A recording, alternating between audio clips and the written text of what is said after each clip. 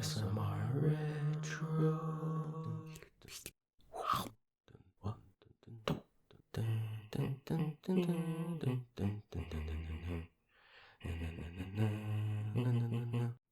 Hey guys, welcome back to ASMR Retro, and welcome to Simpsons September 2022. All month long, I'm gonna be doing Simpsons type videos, Simpsons themed videos. I did it last year, it was a lot of fun, so let's do it again this year. And there's gonna be, by the way, some non-Simpsons related stuff this month, but it'll be like 99% Simpsons, so I hope you like The Simpsons. Okay, let's get going here. So, for the first video of the month, I'm going to take a look at this Simpsons comic. It's part of the Simpsons Unchained collection here. It's a collection of, I think, like 7 different comics. And 2 of them are like really, really funny. They're all funny, but 2 of them in particular. And I think these 2 could actually be full-length episodes. They're that funny and that good. So maybe I'm only going to cover one in this video, but maybe I'll do the other one for Patreon or something like that. But let's get started here. Let's crack it open.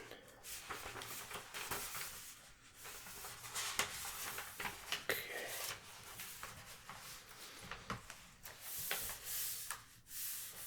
It's very crinkly. This book is kind of falling apart because, I've read it quite a few times. It's been through a lot of usage, but, okay, this is the cover. It's Simpsons Comic issue number 36. This issue does not compute. And you can see Homer is with those 3 nerd characters. And they're playing some computer game, and Homer has the elf ear on, I guess. And Bart's looking in shame, and he's like, those infernal nerds are turning Homer into a big cyber geek, and it's all my fault. Now, how can I shift the blame to Lisa? So it's a very nerd-centric episode. Lots of nerd references and stuff like that, but that's why I love it. And so these are the 3 nerds who were on that episode where Homer goes to college, and they're his roommates, I guess. I think they're on a few other episodes too, but that's where I mostly know them from, anyways. Okay, so it's okay. I'm not gonna read everything. Just paraphrase a lot of stuff. But so it says, it's called "The Geek Shall Inherit the Earth," and you see the 3 nerds being tossed, it appears, and they're falling or whatever. And this godlike figure says, "I cast thee out." And you got the lightning bolts. So looks like something pretty serious is happening so far. Okay.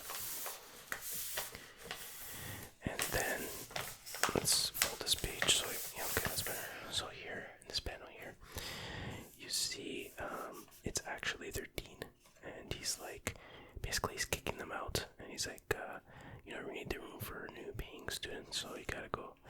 And then you're like, okay, well, you're thinking, why was he dressed up like that? And he reveals that he's going to a Charlton Heston film festival, which of course he played Moses in the 10 Commandments movie, among many other roles.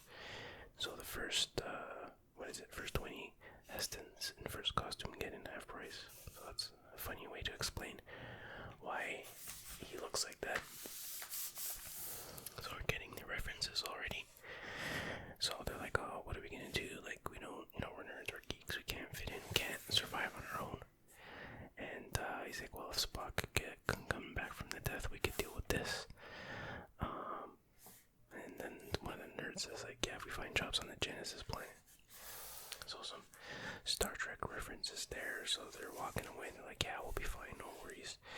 And then it cuts to 3 skeletons appearing to look just like them, so they didn't survive very long. But we see in this panel, they're really just at the Springfield Natural History Museum. They're looking at this exhibit, and then the guy who runs the place kicks them out. He says either buy something or get out. And this guy was in the episode where one of the fight where Lisa exposes the real history of Jebediah Springfield. Which is a great episode, by the way. One of my favorite episodes.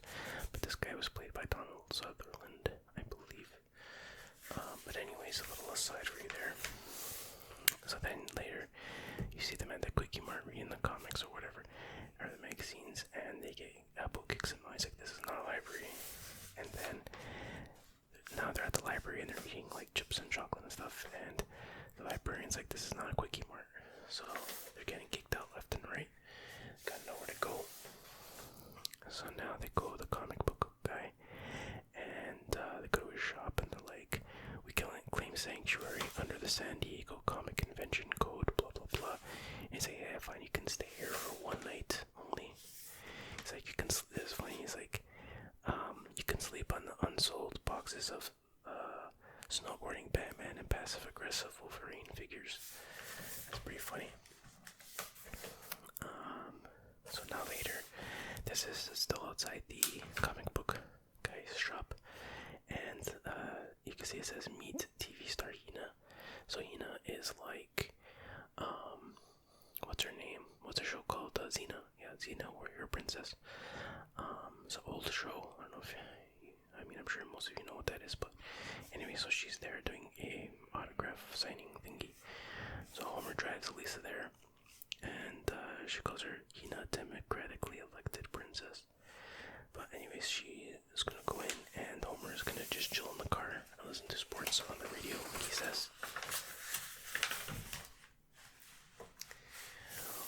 Okay, so now there's a Hina, and her first appearance. He says that her first appearance was in Troy McClure's The Adventures of Achilles, I guess. This failed show. So basically, if you're not aware, but Xena was sort of a spin-off, I think, of He-Man, or not He-Man. Oh my God, Hercules, right? Yeah, Hercules: The Legendary Journeys, with Kevin Sorbo, and so anyways, but in here they call it The Adventures of Achilles. So there he is. He's like, Hina, could you get that? My foot's killing me. So she's doing all the work. Classic Troy McClure film. But anyways, here you see the nerds are in line, and they're waiting, and you can see Lisa online here. And then these other nerds think that this nerd here is Steve Urkel, and I'm assuming you know who he is. Another, well, he's from the 90s, I guess, but anyways, so here you can see Homer waiting in the car, and he's listening to Snooker. Is that what it is? Yeah, Snooker. It's like pool, I guess. And Homer's like, Snooker, my secret shame. Which is pretty funny for a couple of reasons. Like, why would Homer be listening to Snooker? It doesn't seem like something he would listen to. And number two, I don't see what's so shameful about it, and why he has to keep it a secret, but it's pretty funny. So then you see the three nerds they do have names, and they see them later on, but anyways, I can't remember them off the top of my head, but they're being chased because all the other nerds thinks that this is Steve Urkel. And I was like, what's going on? So here, they see Mr. Simpson, and again, they know each other because Homer slept in their dorm or whatever when he went to college in one episode. So they ask him for help, and I thought, this doesn't happen. Homer should be like, who are you guys? And they're like, well, don't you remember we're in college together? Because Homer has not a great memory. But anyways, he seems to recognize them, and they get a chance to escape because the other nerds chasing them are all have to stop for a second and inhale their, what do you call those things? Asthma thingies. And so Homer's like, alright, get in the trunk, and they go to try to open the trunk, but they see Grandpa Simpson in there, and he's like, are the robots that steal our teeth gone? And they're like, yeah. It's like, it's all yours. So some classic grandpa-isms. So we see the mess that all the fans created is a riot, basically. So Lisa comes back, and she's all disappointed, and Homer tells her about the time he was stalking Buck Owens. Don't know what that is, but still funny. So later they're at home, and there's the Simpsons cars, the wrong color, but anyways, like thump, thump, thump, thump, thump, thump, thump, thump, thump, thump. So the nerds are still in the trunk of the car, and this is weird. Keep an eye on this. See this background here, these tools and stuff like that in the shelf. Just remember that. We'll get back to that later. Just something I kind of noticed partially now. But then this is it's like there's a calendar and the different months are falling. Usually something they do in shows or movies to indicate that a lot of time has passed. But as we can see, it's just a cheap calendar. Yeah, almost like a cheap bank calendars.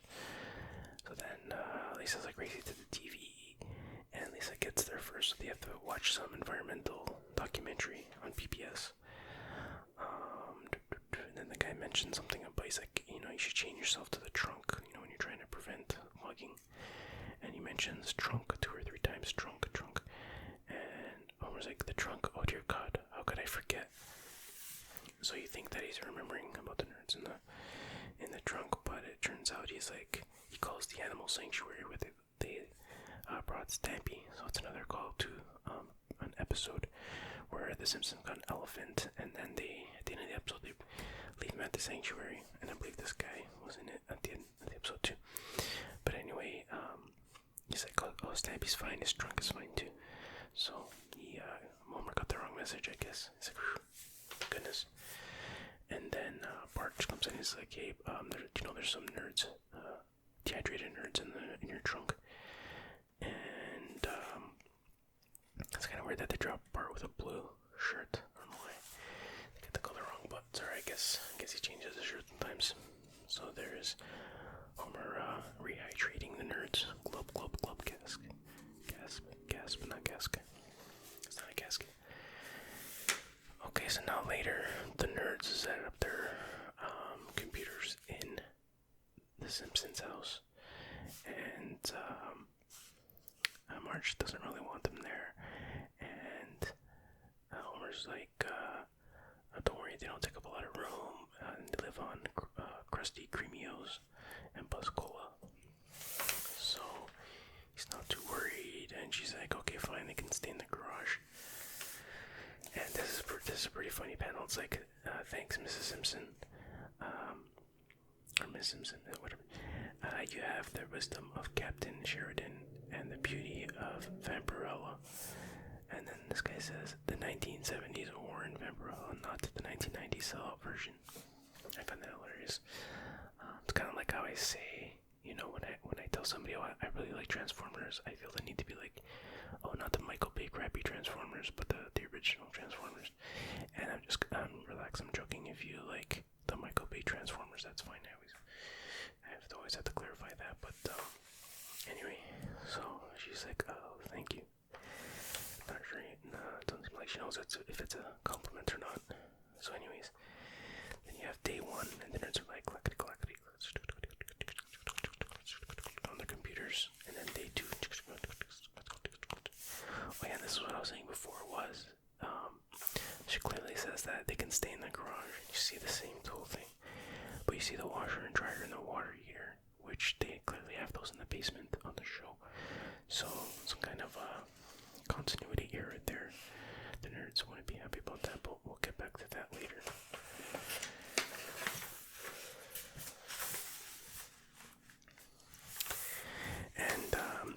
And then you have day 3, still typing away, and it's like these nerds are so boring, they don't really do nothing, and blah blah blah, I'll skip that, blah blah blah, and then I'm not gonna read like every single panel or cover every single panel, but anyway, so now we have Bart is observing nerds and taking notes, and Lisa's like, how Jane good all of you. And he's like, nah, Nelson. So basically, he's taking notes from Nelson, because he pays for the inside scoop on nerd behavior, I guess. I don't know. I don't think you need that much analysis to punch a nerd or slap a nerd around, but I guess you do.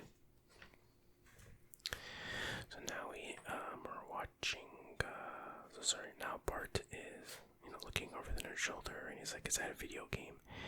And he's like, yeah, it's basically describes it as like a puzzle game. And Bart's like, well, if it's not violent, then it's not worth playing. And then he's like, well, we've been working on something a bit edgier. So they show him this other game that they've been programming. It's like super violent and gory. And Bart's like, I can't say anything with all the rain.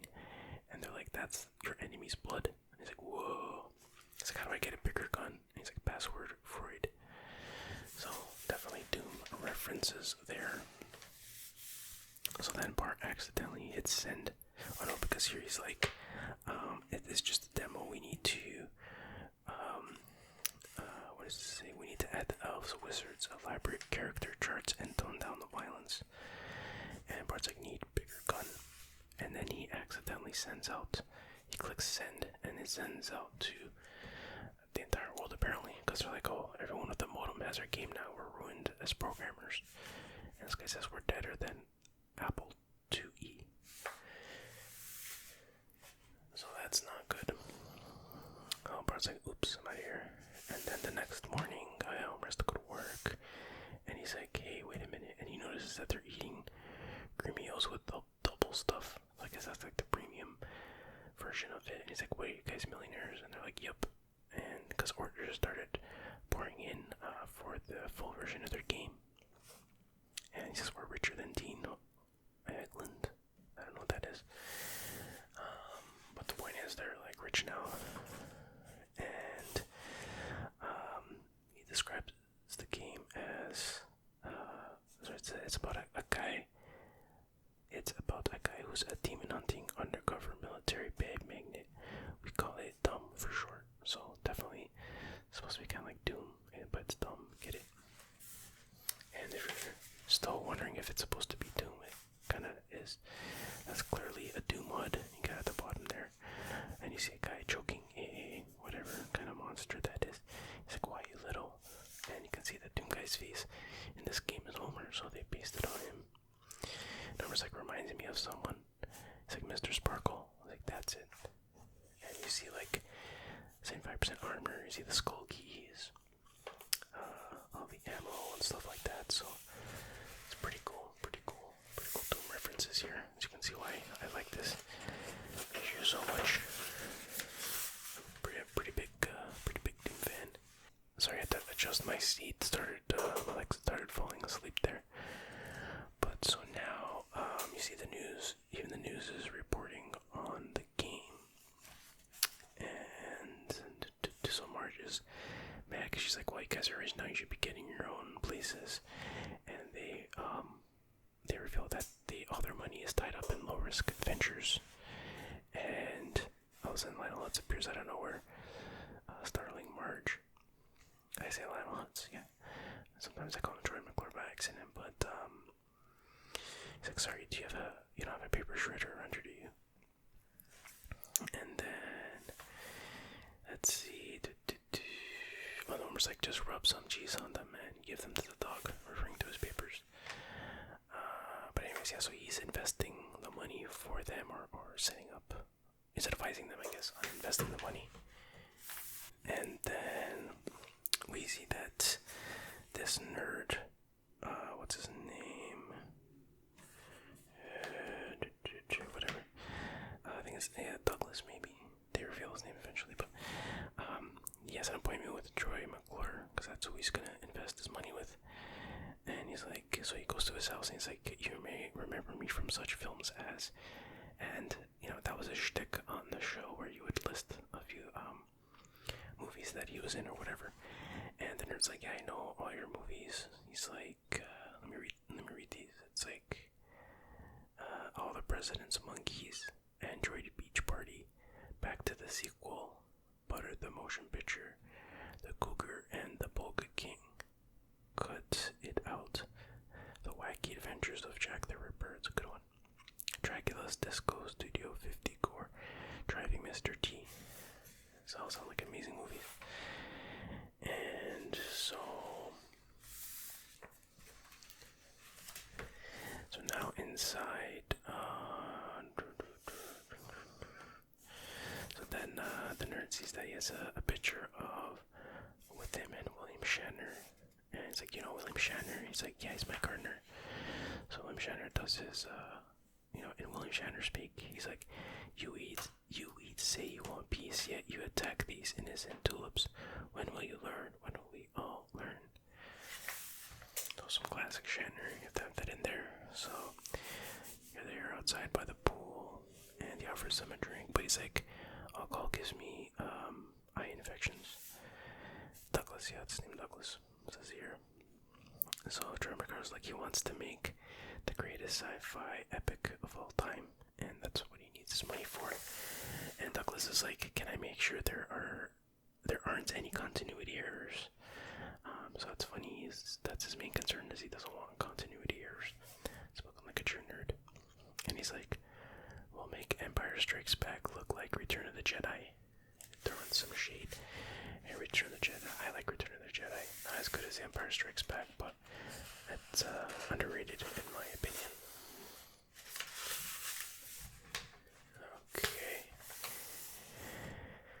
Okay, at the office I see Montgomery Burns. So the other nerd, I think his name is Gary. Yeah, Gary, is investing his money with Burns. And he's like, okay, what do you want to do with the money? And he presses a button, and he's like, I threw it in the vault. So he took his money and threw it in the vault. And you can see he has a 80-foot depth gauge. He's got 80 feet of gold and riches in there. And then he's like, yes, nephew, so what is it? So they just do a little gag where it's supposed to be like Scrooge McDuck and his nephews, Louie, Dewey, and Stewie, or whatever their names are. I know those aren't their real names. But... And then you see Smithers. He's kind of like, I guess supposed to be Donald Duck. And then over here we see this nerd. What was his name? It'll come up. Benjamin. So he's investing with Professor Frink, and there he is at Frink Labs. He introduces himself, and he's like, Benjamin's like, wow, what a cool robot. So you can see that was a robot Frink that answered the door, and that's the real Frink. And he's like, well done. Only 1 in 16,330 or 56 people would have noticed that. That's pretty funny. He's like, wow, a jetpack, because he's flying there. But he's like, it's not actually a jetpack, it's a back massager gone wrong. He's like, whoosh, crashes in the corner. And then he noticed this cool sports car here. And he's like, yes, what does it say? Yeah, your money has gone towards mankind's greatest dream, the edible car. Which is ridiculous. Why would anybody want an edible car? But he's like, try a windshield wiper. So he eats a piece of the windshield wiper, and he's like, it's made of lard. He's like, he starts gagging and rinsing his mouth out. But he's like, but with your taste, we can improve the taste and make the engine more fuel efficient. So that's pretty funny. Okay.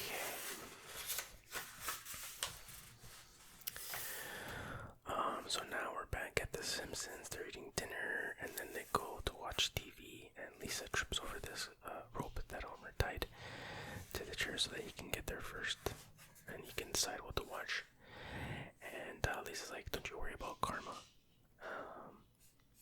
And then Bart's like, Karma remembers that show Mel talked with Fiona Apple about it. And then Homer's like, caramel apple. And then you see Marge trips over that same rope and spills the last beer in the house. And Homer goes, no. So I guess there's that karma. It's just funny, like Marge's face reaction, like me. Okay, so now Homer goes to Moe's bar, of course, because he needs some beer. And then he also reveals that actually not they revealed here, but for some reason while the nerds are out investing their money and doing those projects or whatever, for some reason they left Homer in charge of their computer company, which is always a bad idea. And yeah, Barney's like, why would they do that? He's like, something about tax write-offs for taking dangerous risks. And then here you see Lionel Hutz, and he's like all drunk at the bar. And he's like, because I guess he was the one that told them that they could do that. He's like, I never actually read the tax guide, but there could be something like that in there. Oh, classic Lionel Hutz. And then we see, he's like, hey, where's Mo? And Namo at the bar there. It's Mr. Black, which he was from the episode, the one with Krusty, Camp Krusty. He was the guy running the place. But it's like a Mr. Black. Mo can't be here. He's tied up on a vacation down under. Because he's literally tied up under the bar. So that's weird, but we'll learn more about that later. So now back to Mr. Burns and Gary. You can see that they're going through some kind of security, and there's a retina scan, voice register, and a taste test, which is Mr. Burns licking, or Smithers licking Mr. Burns' hand. And then he's like, time to show you how the economy really works.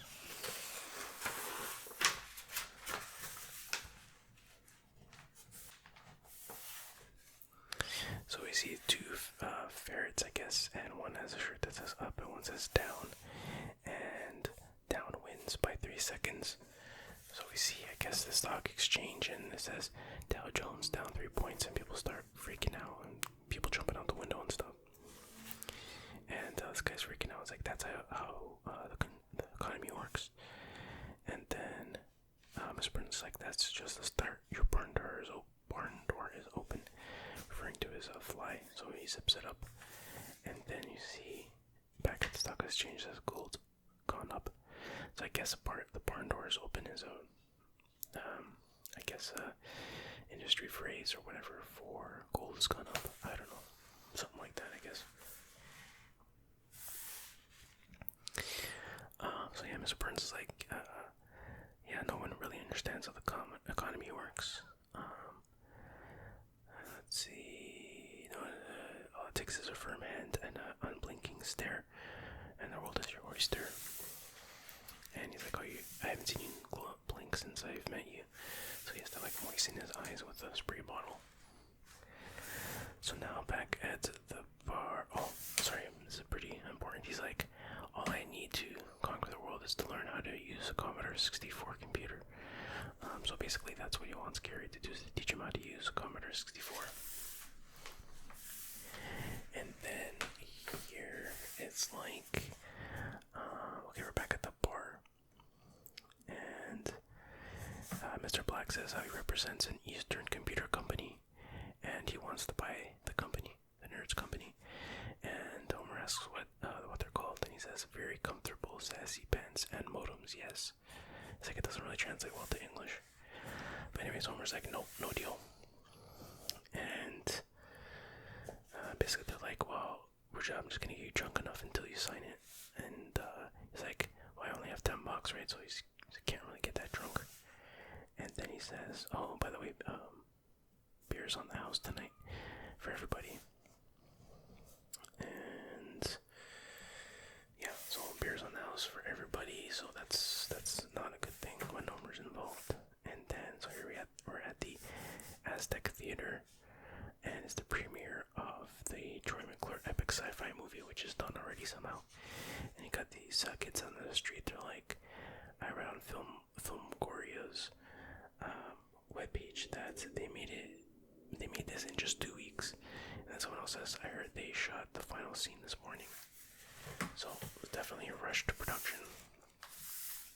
So here's in the theater, and you see some like space battle scene, like pew, pew. At least that's what it should be doing. But they're like, where's the sound? Turn it up.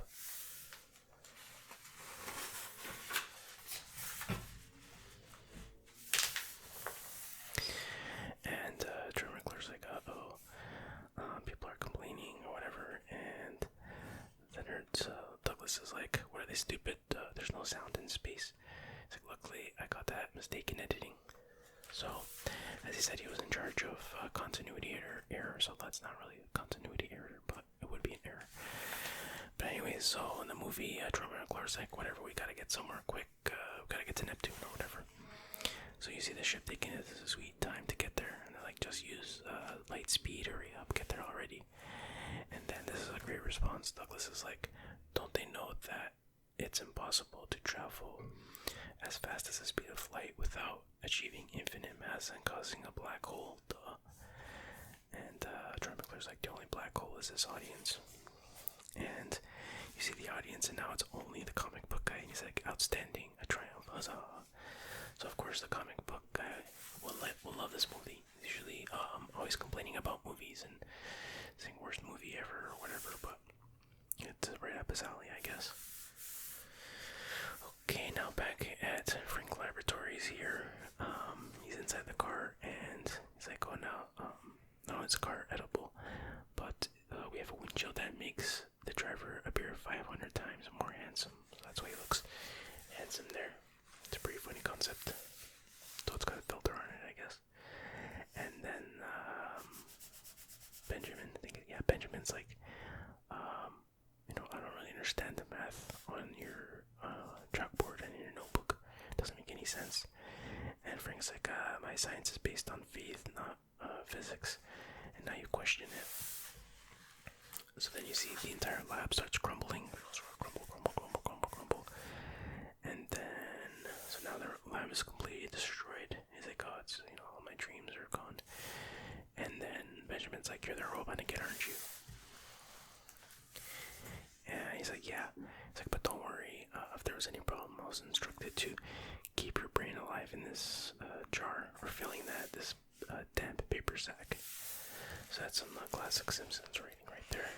Funny stuff. Very funny stuff.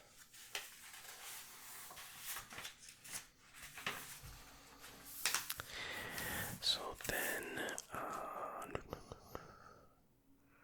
so now we're back with Mr. Burns and Gary, and we see that Mr. Burns short circuits every computer that he touches, and due to his constant exposure to radiation, blah blah blah.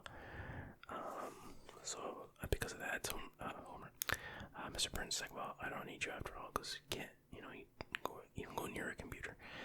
So he tells Smithers to release the hounds, but he's like, they're back at the mansion. And then, so we see Smithers chasing Gary like a dog. He's like, arf, arf, arf, bow, wow. And then we're back at Moe's, and he's talking to his boss or whatever. And he's like, yeah, we've ran into a problem. Homer and Barney are drinking more beer than we expected. We didn't count for this. It's costing too much money. And then he's like, how much? Well, no Forbes list this year. And then it's like, no, I mean, we all have to cancel the subscription to the magazine. So that's pretty funny. So then Homer has to go to the washroom, and while he's gone, he leaves Barney in charge of the company. And of course, that's an even bigger mistake. And Mr. Black is just like, oh, can you sign this? And he's like, sure, anything for a fan. So classic Barney. So basically they lose the company, and it's back at home now at Homer's. Or no, this is their own place now, but anyways, you'll see. So Homer apologizes, and they say that they actually sold the company literally for a bowl of peanuts. Or Barney did anyways.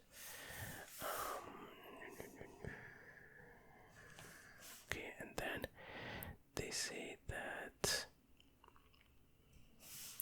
oh yeah, that company, Very Sassy Pants or whatever it's called, hired them as programmers, but they didn't give them any money. They just gave them free room and board.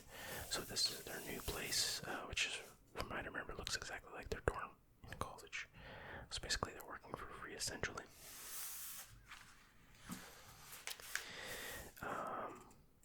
It's like, yeah, the high life wasn't for us. It was like when Tasha Yar left Next Generation and they made Worf head of security and Riker grew a beard. It was too much, too fast. It's pretty funny. Pretty funny Star Trek The Next Generation references. And then he's like, but we still have something, a few mementos from our millionaire days. And Gary hands over something, and he says, Creamios with triple stuff. The legends are true. So it's a big Creamio. And the end. So that was the issue. We'll close that up. Like I said, my favorite Simpsons comic, probably. Very funny, very well done. The jokes are really funny. Could have easily been an episode of The Simpsons. So who knows, maybe they'll make it an actual episode one day. The art was really good. I mean, I know it's just basic Simpsons art, but you'd be be surprised how many Simpsons comics I've read where the art, they just didn't get it right. So, yeah, anyways, check this comic out if you see it somewhere, buy it, or at the library or something. There's a lot of other funny comics in this collection too, so totally worth getting. Anyways, thank you for watching. I hope you enjoyed it, and there's a lot of Simpsons September coming up, so stay tuned. Anyway, guys, take care. Bye-bye.